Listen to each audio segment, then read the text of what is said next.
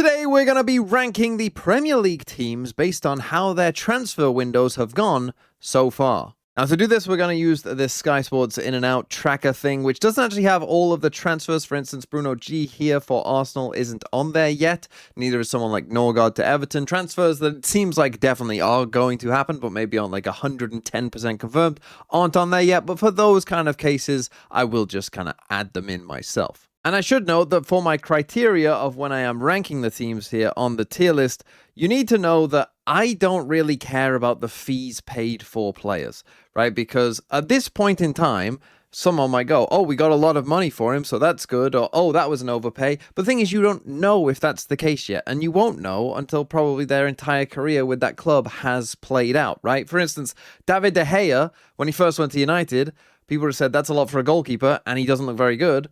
But then by the end of David De Gea's United career, it's an amazing transfer, right? And so right now, we don't know if something is a good bargain or it's not, or if it's an overpay or not. So I don't really care about that. I'm just going to talk about, are these good players that they've brought in or sold? And does their squad, have a lot of holes that potentially still needs filling and therefore, they aren't doing a good enough job? So with that in mind, let's go through these teams. And we'll start here with Arsenal, who obviously, Bruno G, we're pretty sure is going to go to Arsenal. So let's add that in there. As is Hincapié on a permanent deal now. And if this name is wrong, very sorry. Tzolis, I'm sure I'll get some names wrong later in this video too. But he's a winger from Club Brugge they brought in to basically replace their only kind of major outgoing, which is Trossard. So they lost Trossard, but they've basically already replaced him somewhat. And they've also brought in Hincapié permanently and Bruno G. Before Arsenal, we talked about the Vinny Jr. transfer to Arsenal. That seems like it's probably not going to happen now. And I do think that, that would have pushed them over the edge into probably an S tier. I think as it is, their squad is still, in a pretty good spot overall, but maybe they are lacking a little bit of star power, so I'll put them in the A tier. Okay, next up we have Aston Villa, who obviously their main business is that they sold Morgan Rogers for 117 million. Now again, I'm not really considering the fee, but obviously that is a hefty chunk of change, and Tielemans going to Man U as well, a pretty big deal for them. They bring in Garnacho, João Gomez, and Manzambi. These two will probably replace those two kind of main outgoings, you would think. The problem I have with Aston Villa, though, is losing Morgan Rogers is not just losing a very good player, it's also losing a player who literally could play 2 games a week, 3 games a week, 90 minutes every single game. And that is a very, very rare thing to actually have. And so even if, Manzambi or João Gomez, or anyone else that they bring in the future as well, even if they're good players, they probably won't be able to do that because very few players can do that. And so therefore, that does make me think, they've got a lot to replace. Is the Villa team better than it was? Probably not. And so I still need to see them do a little bit more. So for now, I'm going to put them in the C tier. Okay, moving on to Bournemouth, who have brought in Antonio Silva and Alvaro Rodriguez. Now, Silva is basically the replacement for one of their big outgoings in Senesi, who went to Tottenham on a free. And Rodriguez here is kind of a backup striker, I think, to Evan Nielsen probably, or will rotate because, of course, Bournemouth are now in Europe. Their squad, now that they are playing in Europe, probably could use with a couple more bodies, but I do think that bringing in a backup striker is pretty good. They bring in a centre-half that's good. It's kind of what they need to do, but I still think there's probably a bit more to do, but I'm going to put them in the B tier for now. Okay, moving on to Brentford, who have brought in Sangare, who is now their record transfer, and is a player that people are quite excited about coming over, and seems like he should fit the Premier League pretty well. Jaden Anthony from Burnley we saw last year. We saw getting kind of flashes that he was pretty good, and I also think that Callum Wilson on a free as well is actually not too bad of a deal either to be kind of a backup striker to Thiago. And in terms of players that they've lost, Henderson, but he didn't really play. So they haven't really lost too much and have basically just added to their squad and improved it a little bit. And of course, Brentford aren't playing in Europe this year. So for that reason, I think that this Brentford team is just probably a bit better than it was before. They've got more depth in their squad now as well, perhaps. So I'm going to put them in the A tier as well. Okay, moving on to Brighton. And for Brighton, they get this kind of interesting centre-back swap with Vuskovic coming in for 50 million, but Van Hecke leaving for 52 million. Now, Vuskovic is one of those players, very young defender, who could obviously be very good and then, get sold by Brighton. Probably will do, to Chelsea in the future for like 200 million or something, right? That's probably on the cards. So that might be good business down the line. But as, right now, probably Van Hecke, in his experience, is just a little bit of a better player. So in the future, that might, of course, be pretty good. They also bring in Strauch as well, who I think is a good player. Again, Brighton are playing in the Conference League this year. However, a big outgoing, of course, was also Danny Welbeck going to Chelsea. And that has left this kind of pretty big gap, I think, in the Brighton team, where they do have the kind of two young Greek players that they brought in earlier. They've got Ruter as well. But it's not clear exactly who's going to play up front, or if they have like a clear striker that can play, every week and perform well. And so for that reason, I think Brighton still have some work to do, to be honest. And there's still maybe some other question marks in the squad as well. So I'm also going to put them in the C tier. Okay, moving on to Chelsea, who of course have spent pretty big on Morgan Rogers and Lacroix as well. Palestra and Quenda here, I think are going to be, they could, if they want to play a back three, they'll probably be their wingbacks, I would assume. And Lacroix obviously help bolstering their defense. Rogers obviously bolstering their attack. Even Welbeck, I do think is a good bit of business. Henderson shouldn't really do too much overall. I do think that selling Cucurella is something that people are perhaps not appreciating enough, whilst I think Palestra probably will be pretty good. I think that Cucurella, people seem to not like Cucurella, and therefore perhaps don't see that he probably is just like, after Mendes, the next best left back in the world. Obviously, if Enzo Fernandez leaves, that will be a big one, but he hasn't as of yet, and we don't know exactly what's going to happen. And they also, sold Tyreek George, which again, who cares? But for Chelsea, again, if we're just asking the basic question, is this Chelsea team better than the one that they had? Well, yeah, it probably is, right? They've spent quite a bit of money to do it, but it is a better team, so I'll put them in the A tier. Okay, moving on to Coventry. Now, Coventry, obviously, their goal is to just stay in the Premier League this year. And with their signings, is this enough to stay up, when you're spending most of your money on a goalkeeper who was already there last year? I'm not really too sure that this is enough. If we compare them to a team like Leeds, for instance, right, of like, Leeds won the championship and stayed up, of course, how can Coventry still do that? You have to remember, like, Leeds, one of their crucial signings was, of course, Dominic Calvert-Lewin, who scored 14 goals last year, right? Like, those goals are the difference between Leeds staying up and not. And so for that reason, the Coventry team, I think, is decent. But I think they definitely need to do more, if I'm being honest with you. And I do have worries for them, so I'll put them in the C tier. Okay, Palace have barely done anything. They signed this guy for a free. Obviously, they sold Lacroix, but that's basically their only kind of main outgoing as well. So therefore, it's basically just the same Palace team.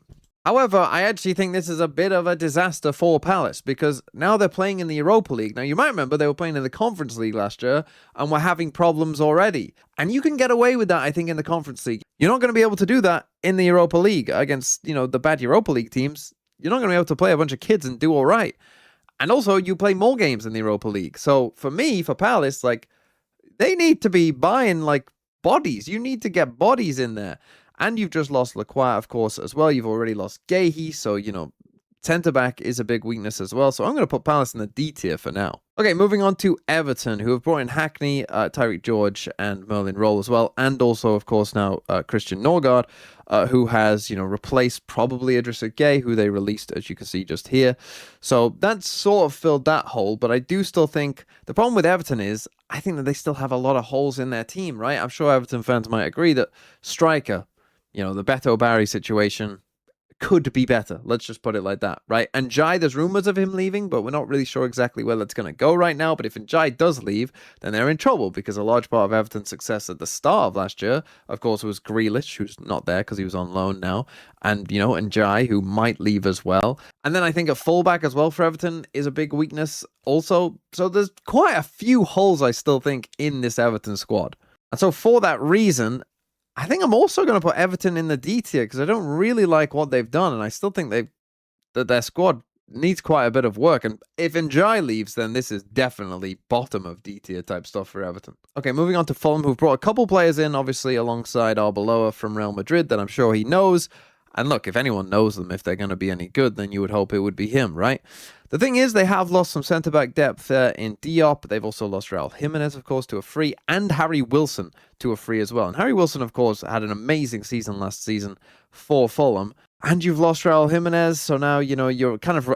a lot of pressure is on Garcia, right? This guy needs to be very good. Otherwise, I think Fulham are in real trouble. Before they signed Garcia or those Real Madrid players, they would be down here at the bottom of D. Because they have, and at least gives you some hope, like if he is good, and I don't claim to know if he's good or not, but if he is, then, there is still some hope that they'll probably be fine. Okay, moving on to Hull, and I'm just going to be straight up honest with you. Hull, again, like Coventry, we can compare to Leeds. Hull, we can compare to Sunderland, although Hull were much worse than Sunderland were in the Championship already, right? And if you think about what Sunderland did last year to obviously have their amazing season, they hit on some massive players, right? And I look at these names that Hull are signing, and I'm thinking, you might get 10 points. So Hull, I just don't see a way that they are going to stay up this year. It would be a miracle to me if Hull stayed up. So I'm going to put them at the bottom of D tier because their goal should be to survive, but I don't think with this team they can survive.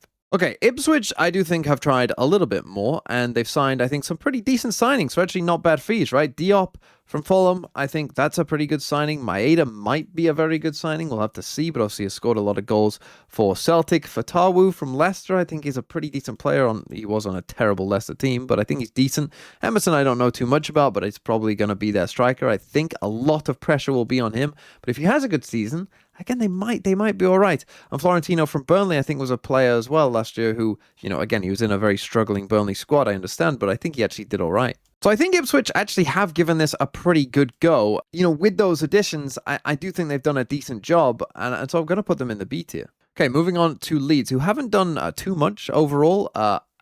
This guy's name, Muharimovic, was actually the guy that Balogun stamped on and got sent off for in the World Cup. And then Harry Wilson on a free. This is an absolute coup to bring in Harry Wilson for Leeds. I think that's obviously an amazing signing. And then, they haven't really had any gigantic outgoings either other than Strauch. But obviously this should be the replacement here. So their squad should be in just like a slightly better place with Wilson there as well.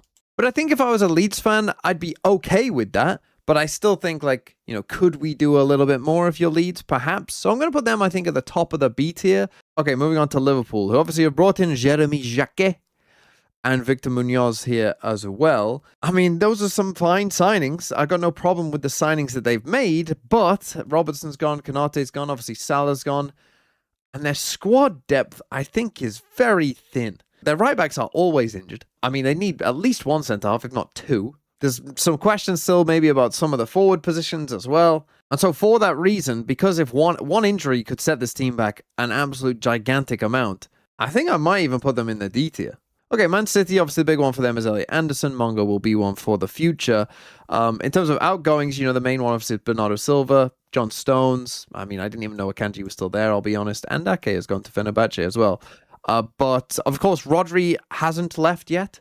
We don't know if that will happen or not.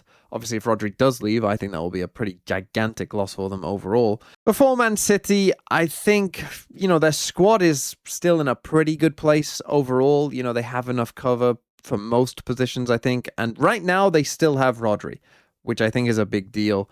Big areas of weakness on the wings as well. So for City, they're either bottom of B or C tier. But because it's City, let's go C tier. Okay, Manchester United. Andre Santos and Tielemans. Now, I'm not a gigantic fan of Andre Santos. I think he's fine. Tielemans I am a bit more of a fan of overall. In terms of major outgoings, Højlund, but is that a major outgoing? Casemiro, you might say, as well there. They released Jadon Sancho. So for Man U, it's fine, I think, overall here, but maybe more could be done. Again, I just think they're lacking maybe a little bit in terms of that star power, but I think it's fine for them, right? They've kind of done what they've needed to do, but there's still probably more want to do stuff for United. So let's put them in the B tier. Okay, Newcastle, obviously big one for them. They've lost Tonali, they lost Gordon. They're going to lose Bruno G, it looks like, as well. They have already spent quite a lot in trying to replace those players, right? Like Torre, should be the replacement for Gordon, I would guess. Hornacek. He's going to come in and be their keeper because Nick Pope is terrible, right? The problem is they've lost essentially their best three players. So yeah, when you lose your three best players, you have to come into the D tier, I think. I'm actually going to put them above Hull because in fact, I'm actually going to put them above Palace because I still think they've tried, right? Those players could be good. And so that's at least trying. Okay, on to Forest, whose main incoming is probably this guy, Schlager. But of course, you might think, like, we got 116 million to play with here. Like, let's get bolstering this team, because Forest now, without Europe, I genuinely think could go on a bit of a tear here. Glasner as the manager, they could really challenge with this money if Schlager was a success, and then, they really bolstered the squad with some big hitters, but so far they haven't. But for that reason, I mean, they have got a lot of money for Elliot Anderson, which I'm not really considering too much, but the Forest team just is a bit worse right now. So I'm going to put them in the top of the D tier as well. Okay, Sunderland also haven't done too much here. Thomas Meunier, there's a blaster in the past going to Sunderland. And they haven't really lost, too much either. It's essentially just the same Sunderland squad. The thing is, they are in the Europa League this season, so they probably do need to sign a fair few players, I would say, just to have some depth at some positions. But because they haven't lost anyone, I guess I'll just put them in the middle of the C tier. And then finally, Tottenham Hotspur, of course, have gone crazy and signed Tonali, Fernandez, Van Hecke. I even think Dubravka is a pretty good backup in case Kinski isn't very good. Robertson, Senesi as well, good depth at centre-half. I mean, that's the thing. Senesi was very good last year, and he probably won't even start. Now, there isn't all of their outgoings here. I mean, probably some extra players will leave, so we'll have to see. But is this Tottenham team better than the one prior? Yes. And so for that reason, last but not least, I think Tottenham are going to the very top of the tree. I know they've spent a lot of money here. Yeah, they spent money. Who cares? It's not your money, right? The team is better. That's what you care about.